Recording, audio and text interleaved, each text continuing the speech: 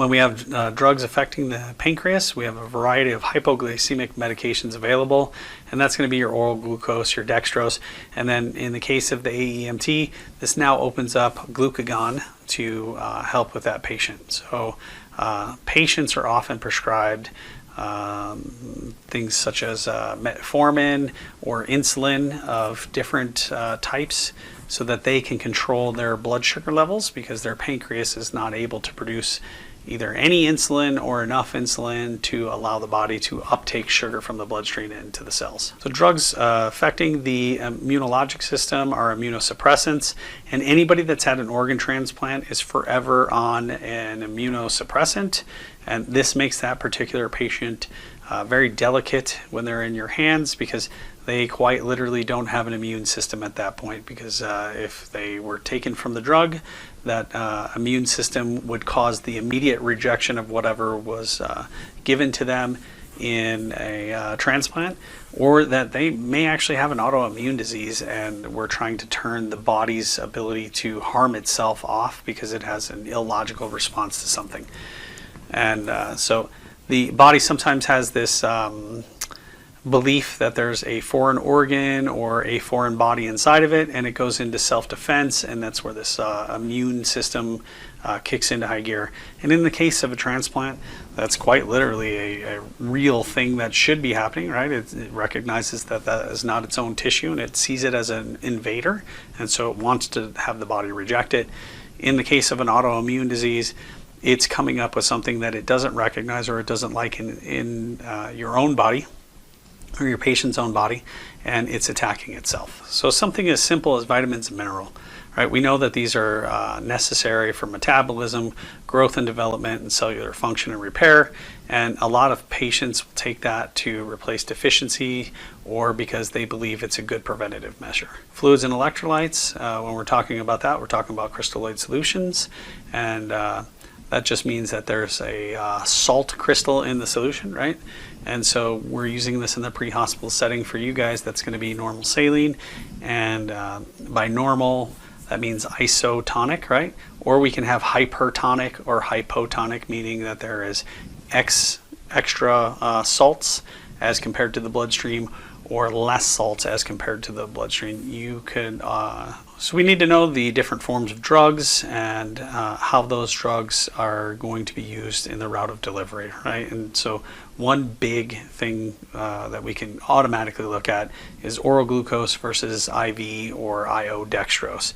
And the manufacturer chooses the form that it wants based on the needs of the particular situation, and then ensure that there's a good route, how quickly it's released, and the effects of target organs on body systems. If you want to get deeper into this, the proper term for this is pharmacokinetics, and you can get way off into the weeds on this and really start understanding how bodies absorb particular chemicals just based on their actual chemical structure.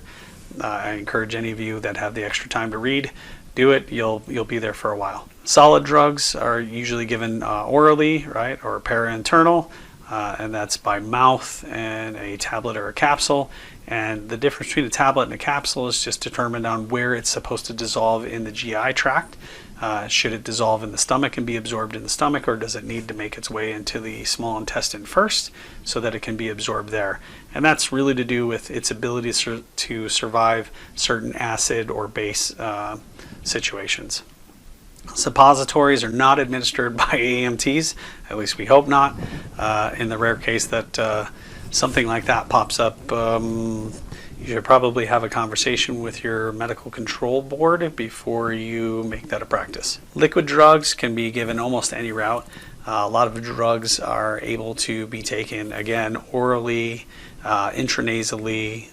Those liquid drugs can also be used IV, IM, or IO. And they are usually in a suspension, an elixir, a syrup, or some kind of emulsion. And this is really depending on what their solubility is and how they're going to be absorbed in that particular area that you're giving them.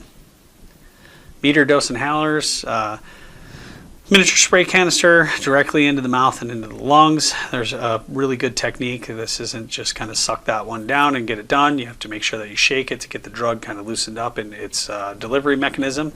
And most of these drugs are actually being utilized for asthma or some other respiratory disease.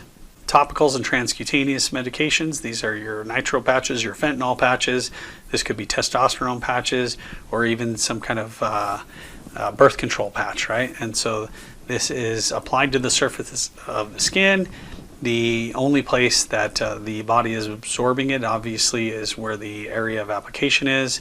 And again, you can use lotions, creams, ointments, or the transdermal patch. And it's used for systemic effects. It's just trying to slow the rate of absorption and increase the duration of effect on this particular drug. We're looking at gels and gases. You're looking at a semi-liquid. This is your oral glucose, or your, as you can see in the picture, the glucose tablets. Or we're looking at gases, which are neither a solid or a liquid, although we do treat gas and liquid the same, as they have the same behaviors.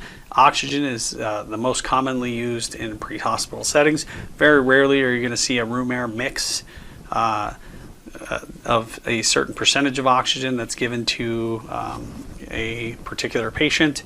As far as in the EMS world, almost always you're going to see your oxygen as 100% pure oxygen being delivered from your pressurized canisters. AEMTs can also administer nitrous oxide. It does have a significant effect on pain management.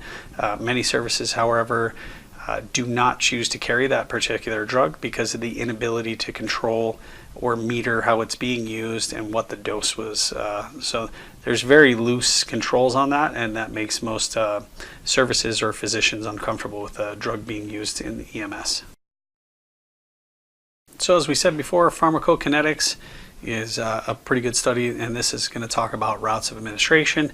And really and truly, routes of administration do have an effect at which the rate of the onset of action occurs. So IV, IO tend to have a 100%, right? We're in the bloodstream right now, and so within a minute, the blood should have exchanged almost completely through the body, and at that point the drug should be starting to take effect, and we should have almost 100% uptake. If we don't have 100% uptake, it's an inefficient drug. Any of the other routes may slow the rate of absorption. So you may give something orally, and because it has to pass through the oral mucosa and then absorb into the vasculature, it may lose a little efficacy because some of it is destroyed with any of the compounds in saliva, or just by the time it actually starts making its way to the receptor sites, has already started to lose some of its half-life. So when you're looking at the absorption, the medication has to travel through the body into the bloodstream, and then it will take that path into the receptor site of the targeted tissue. So again, kind of think about how you're giving that and how long it's going to take to get where its intended effect is. And you can reasonably understand that an IO may take a little bit longer in the tibia to get that particular drug, perhaps say to the heart tissue, instead of directly via IV or EJ or even a humeral IO. Internal drugs are drugs that are oral, right? And internal literally meaning that it's outside of the body.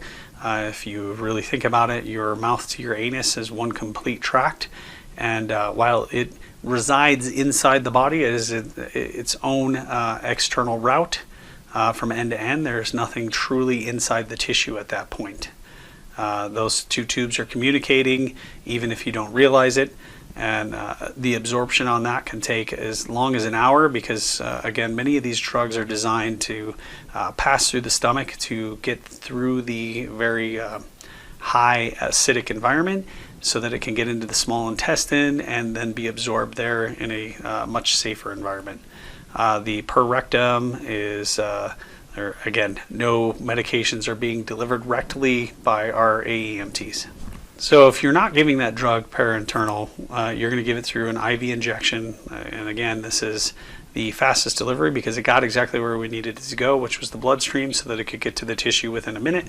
And then IO, which can be a little bit slower. Again, the humeral IO tends to have like a 3 to 6 second ability to get into the bloodstream through the subclavian vein. Subcutaneous injections are still used in some medications, although seem to have fallen out of favor for the intramuscular injection, because you are doing the same thing with sub-Q. Instead of getting into the muscle tissue so that the capillary beds will start pulling that medication out of the muscle, sub-Q is sitting in the fat layer between the muscle and the skin. So there's some other forms of administration, which is sublingual, right? And that's something like nitro will be sprayed under the tongue for sublingual. Buccal, which is our oral glucose, and that's between the cheek and the gums. The transcutaneous or the transdermal, that's your fentanyl patches, your nitro patches, your steroid, or I should say your testosterone creams and other things like that. Intranasal is your naloxone, and then your inhalation, which is our albuterol and ipratropium or other breathing treatments. Again, pharmacokinetics is the movement of drugs throughout the body, how it's effective based on its pharmaceutical properties, the pharmacokinetics and the pharmacodynamics. It's a fascinating subject. It's really in depth and you can be there for a while. But if you're into drugs, this is something that you should probably look up. So once you've administered a drug, it goes through 4 stages. And the first one is to absorb the drug. And so that's the passage of the drug through some surface of the body, right? And whether that be the vasculature, the muscle tissue, the skin, or the oral mucosa. And then it goes into the variable effects of absorption, which is pH, how concentrated the drug is, the dosage form, and the route of administration. So all of those have, again, a significant impact on how the drug is going to be absorbed and how quickly it's going to be absorbed. Then how do we distribute the blood? Obviously, the idea is to get the drug into the bloodstream so that the bloodstream can take that particular drug to the particular part of the body where those receptor sites that it's targeting are going to be at. And then we want to biotransform that drug in the body so that it is usable by the body or the tissue that it's targeting. And then we need to eliminate the drug. And so these are half-lives and then how we excrete that, right? So as the body metabolizes that drug, it's going to go through some kind of filtration, and it usually leaves either via the respiratory tract, the urinary tract, or the fecal tract. And that's, for the most part, how drugs are eliminated from the body. When drugs produce the response we intended, that's the mechanism of action. And then this includes the factors that may alter the intended response or side effects. To produce optimal desired effects, the drug must reach an appropriate concentration at its site of action.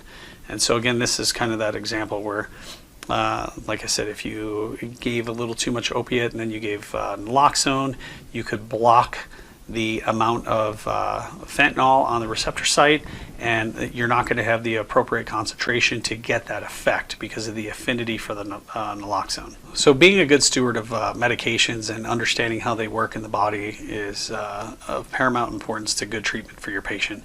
And to do that, you really want to know the onset of action, the duration of action, and the termination of action. And that means if you gave X drug, you should see an effect within X amount of time.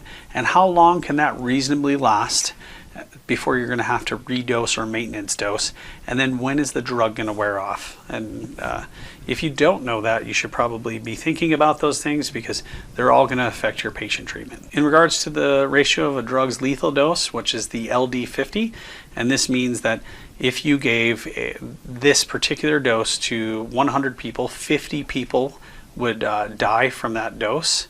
And then the effective dose is what is the actual dose that you would have to give to 100 people so that 50 of them would feel the intended effects. Therapeutic threshold means that you have to have a minimum effective concentration.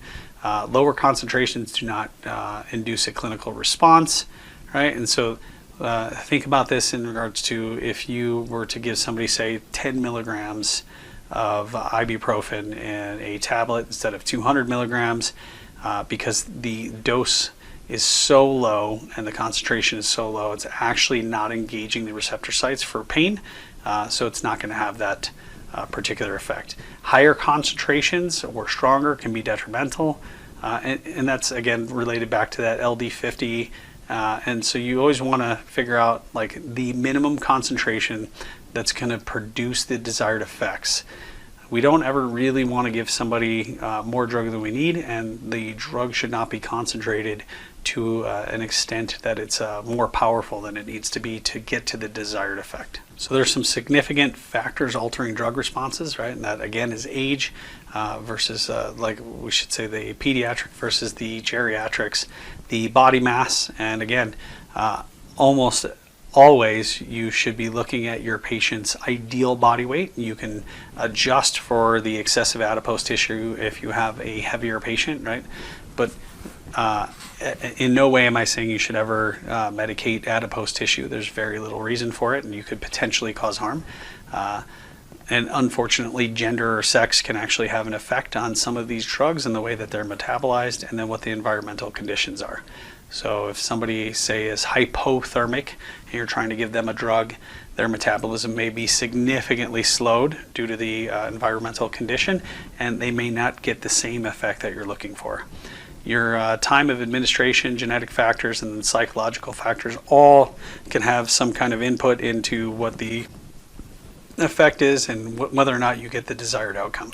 Understanding the influence of drug interactions is pretty difficult, and you should know how medications affect the patient and ask them how those medications have affected them previously, if they've had them, or if other medications have been previously administered. So again, if you've given Narcan, will the physician be able to give another dose of, say, opioid pain relief?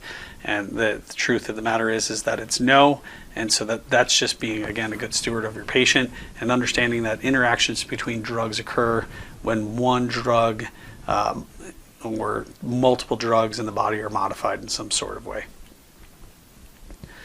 A large population of your patients take several medications each day. That's polypharmacy. And the chances of developing an undesired drug reaction increases rapidly with the number of drugs used. And especially consider the fact that most of your patients are not very well educated. I know that the pharmacies try very hard to get their patients to understand, but today's society, people just don't want to take the time to do the research, and they don't understand that compounding at home with multiple drugs that may have interactions could have serious side effects. Predictable responses, which is anticipated responses besides the desired effects. Side effects, any action of a drug beyond the desired one, right? And so that may be you give a drug and it causes nausea, right? That's a side effect, and that means that you may have been looking for something that was going to create maybe a euphoria, and it made you nauseous. We could use alcohol in that particular situation, even though it's a recreational drug and not a medication, but the rule still applies. If you give a medication properly underneath the appropriate circumstances, you may still see a patient who is going to have side effect, right? And so we can use that same nausea in regards to naloxone. If you give it a little too quickly, there are reported cases where that person who has the opioid reversal becomes nauseated because of the response in their body. So if you look at the bottom of this slide, it says pages 237 and 238 of your text contain important terminology regarding the next 5 slides. I'm not 100% certain that that's correct. Allergenic responses are adverse conditions inadvertently induced by a patient or in a patient by a treatment given. And so this results when the administration of drugs leads to symptoms that mimic naturally occurring disease states. Adverse effects are not anticipated. Allergic reactions, we should always ask if there's any known drug allergies before we give a drug. But it just takes that one time where the body has decided that it no longer will respond appropriately to a drug. A patient may have taken a particular medication for years on end before they've suddenly flipped into an allergy response.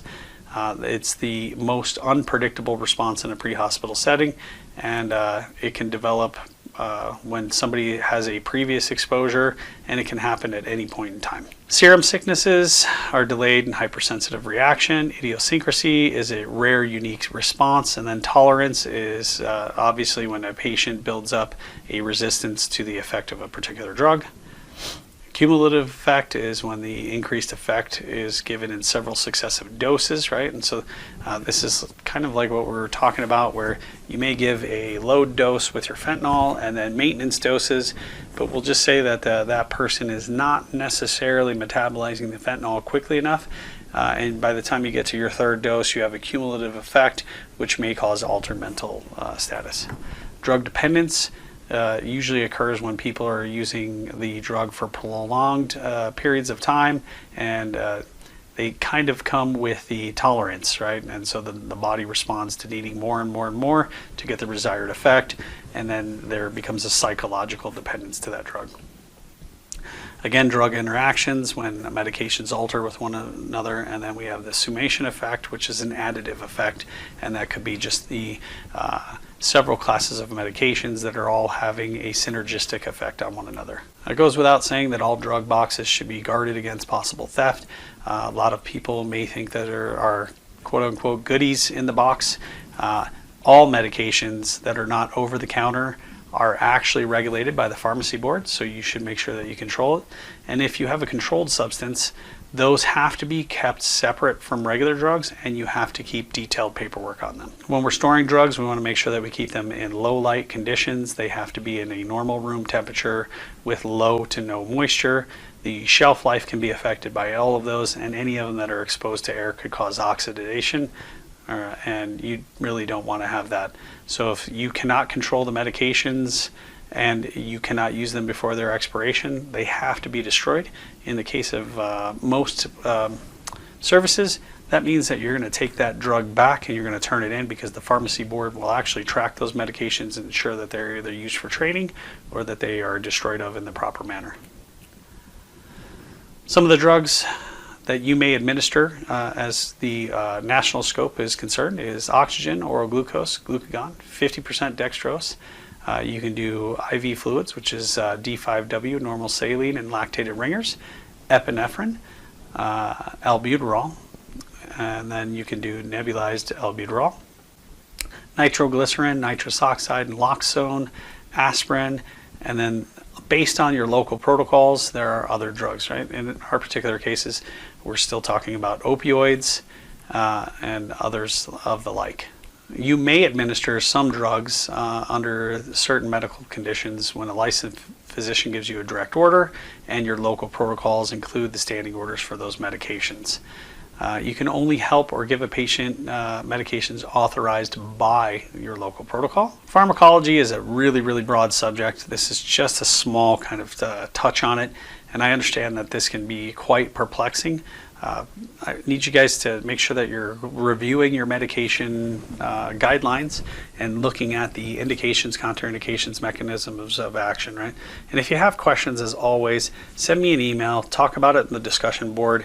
Again, these questions, especially in pharmacology and pharmacokinetics, are never not important. This is something that we should all be discussing and have a very solid understanding of, because the risk for harming a patient is really, really great in this regard.